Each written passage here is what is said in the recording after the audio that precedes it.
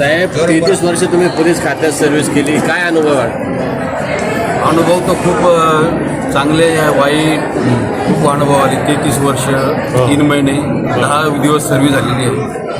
त्यात खूप चढ उतार आलेले आहेत. असं जीवनातला एक प्रसंग तुमच्या एखादा अविस्मरणीय प्रसंग सांगा तुमच्या 33 वर्षाच्या सेवेमधला.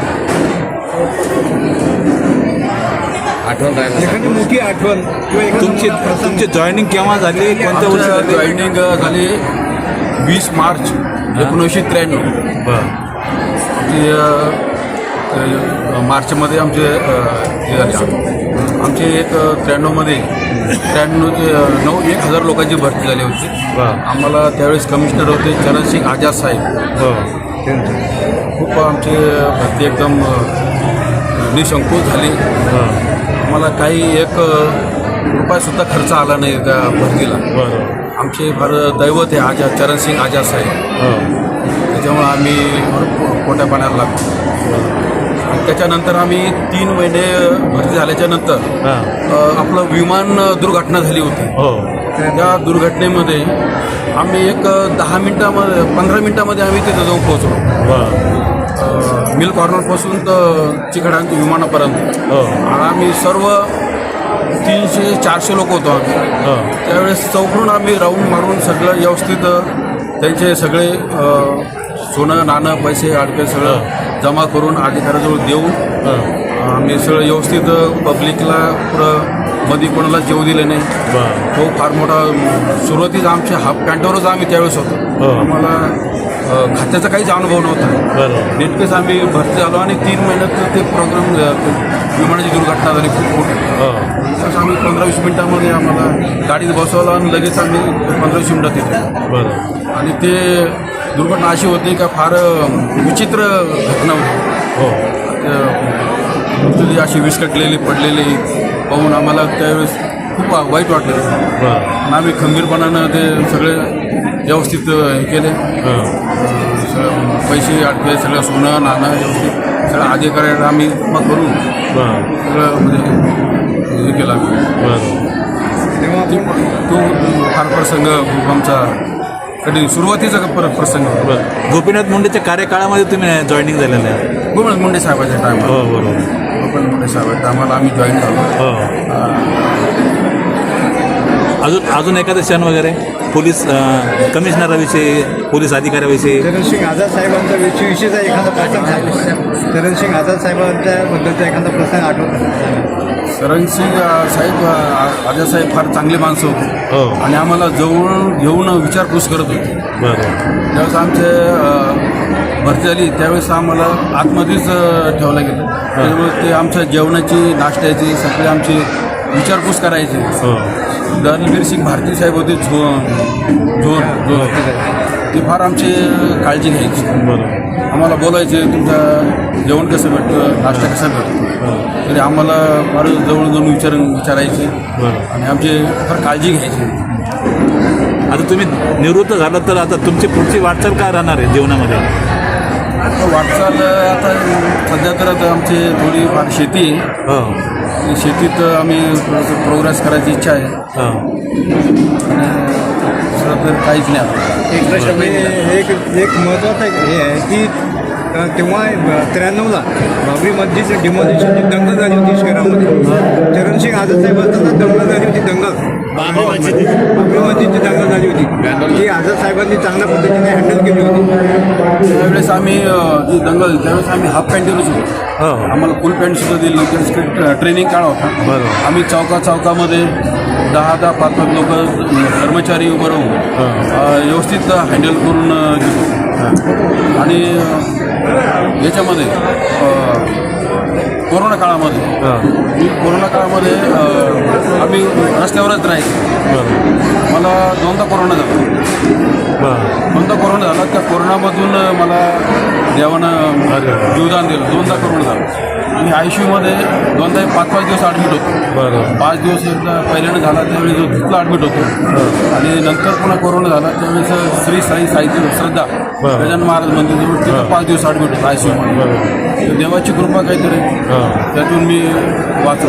देवाची कृपा, आई वडिलांचा आशीर्वाद हीच खूप मोठी आम्हाला अनमोल म्हणजे आई वडील आणि सासू सासरे माझी खूप म्हणजे आमच्यासाठी देवाईपेक्षा त्यांना जास्त मॅडम एक प्रश्न असा आहे, पुरुष नवरा म्हणजे तारेवरची कसरत राहते, काय अनुभव राहील तुमचा? अनुभव म्हणजे सणवार म्हणजे ते कधीच घरी राहत पण तरी पण आम्हाला ते समजून घ्यावं लागेल की आपल्या पतीला जाणे गरजेचे आहे.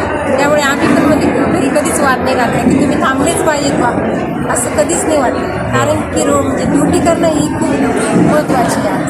कारण म्हणजे पोलीस जे असतात ते ड्युटीवर व्यस्त असतात आणि मुलांचं संगोपन करणं, त्यांना घडवणं हे आईचं काम असतं. आपण मुलांना घडवलं.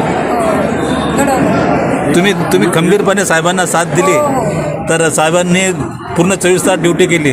आता साहेब पूर्ण वेळ तुमच्या सोबत राहणार आहे, तर तुमचं आता दोघांचं काय प्लॅनिंग वगैरे काय, आता काय नियोजन? Planning वगैरे काय आता थोडी मुलांकडे लक्ष द्यायचं परत आणखी आणि देवधर्म करायचं. बरं, चालेल. काय करायचं? साहेबांचा स्वभाव कसा आहे? खूप छान. तर आता आपण तर 33 वर्ष सेवा केलेली आहे, उतार चढाव पाहिलेले आहेत. आता जे पोलीस खात्यातील लोकांना आता रिटायर झाल्यानंतर आता काय संदेश द्याल आपण? काही नाही, असं ड्युटीचं टेन्शन न घेता ड्युटी ही आपल्याला करणंच आहे. हसून नाही करणं आहे आणि रडून नाही करणं आहे. बरोबर. ती हसूनच करायची, हो बरोबर. तरच ती ड्युटी होती. बरोबर. तर आपण म्हणलं लोक होतं ती ड्युटी मग माणसाला अजून टेन्शन येतं. आम्हाला म्हणजे ड्युटीवर येता वेळेस गाडी उभी केली की तेव्हाच कळायचं की टेन्शनमध्ये आहे का. त्यामुळे आम्हाला थोडंसं घरामधलं वातावरण लगेच बदलावं लागतं. सर कारण की मानसिक टेन्शन खूपच राहतं पोलीस खात्यामध्ये आणि आपणही घरामध्ये द्यायचं म्हटल्यावर मग तो मुश्किल होऊन जातं. त्याच्यामुळे आम्ही घरामध्ये वाद करतच नव्हतो. जसं आलं तसं वेळ नसला तरी चालेल. तुमचं आता रिटायरमेंट तुमचं वयाचं 58 वर्ष तुम्ही पूर्ण केलं, परंतु आपण 58 वर्ष जे वाटत नाही याच्या मागचं काय एक गुपित काय आहे? माझं 58 वर्ष मी वाटत नाही. मी जास्त मेहनत करतो. बरोबर. मी असं बसत नाही. काम मला प्यार आहे. मी कामाचं लोभी, काम काही असो, काम मी नाही म्हणत नाही. मला कोणत्याही अधिकाऱ्यानं सांगितलं बाबा इकडं जा, इथून ही ड्युटी संपली, तिथं जा, तिथं गेलो, तिथून ते म्हटलं दुसरीकडे ड्युटी, तिसरीकडे ड्युटी, तरी आपण कधी नाही म्हटलो नाही. आणि 24 घंटे ड्युटी आम्ही केलेली आहे. आणि दररोज व्यायाम करायचा.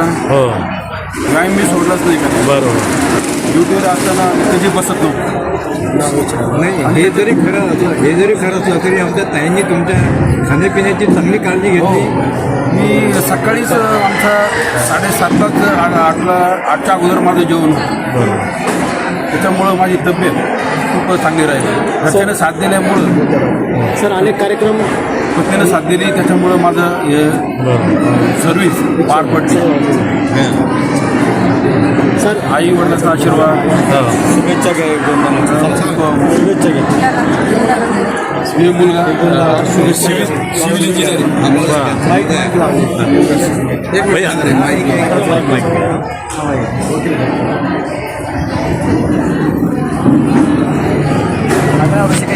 एक मिनिट.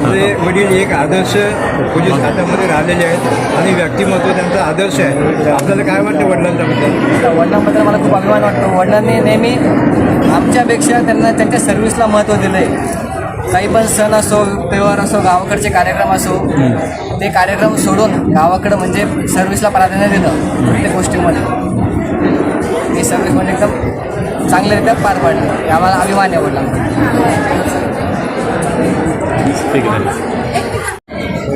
ताई, आपण एका चांगल्या पोलीस खात्यामध्ये सेवा केलेल्या व्यक्तीचे आपण कन्या आहात.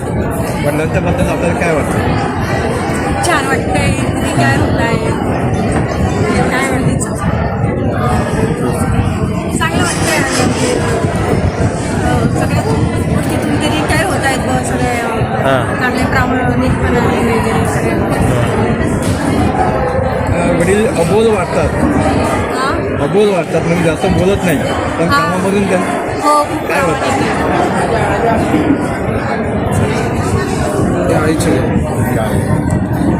आई, एक मिनिट नोकरीला जास्त प्राधान्य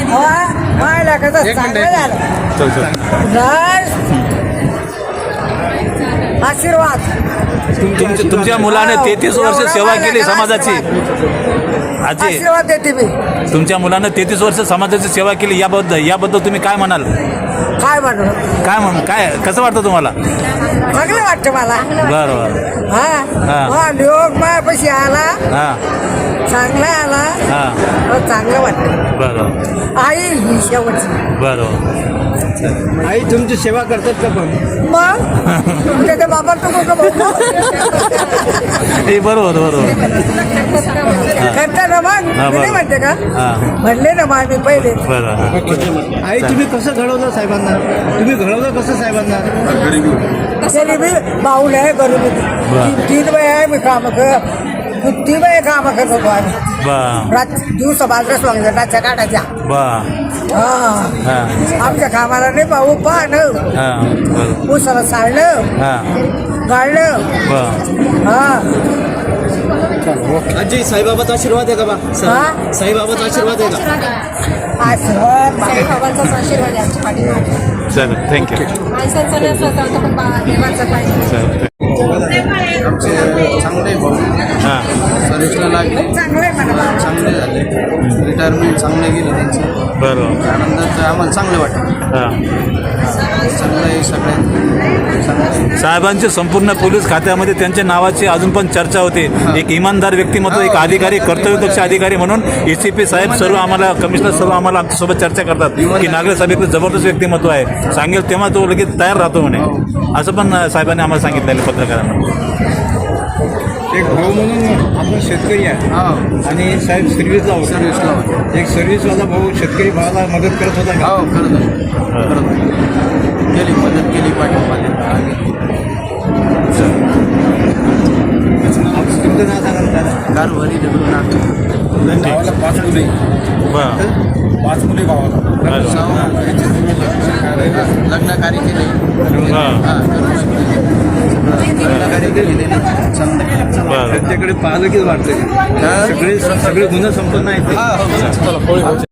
आई मुलीच्या पण आणि त्यांच्या पण जे पुण्यवान होते आणि जे भक्तिवान होते, त्याच्यामुळे परमेश्वराची भक्ती मिळाली. इमानदारीने काम केलं, खूप आम्ही देव मानतो.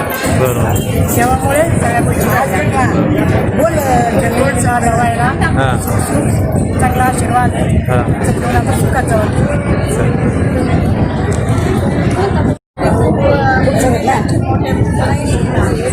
आणि आम्ही 5 बहिणीचा आमचा पण खूप सांभाळ केला त्यांनी. सगळ्यांना देशांना पण सांभाळलं आणि गावाला पण सांभाळलं आणि आम्हाला मुलींना पण सांभाळलं. ते मला माझे काका आहेत, साईचं त्यांच्यावर असंच आशीर्वाद राहावा अपेक्षा.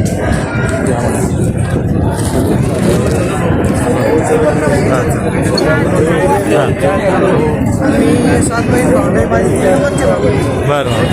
चांगली गरीब परिस्थिती पुढं आलो. वडिलांचे त्यामुळे आमचं सर्वांचं चांगलं आहे.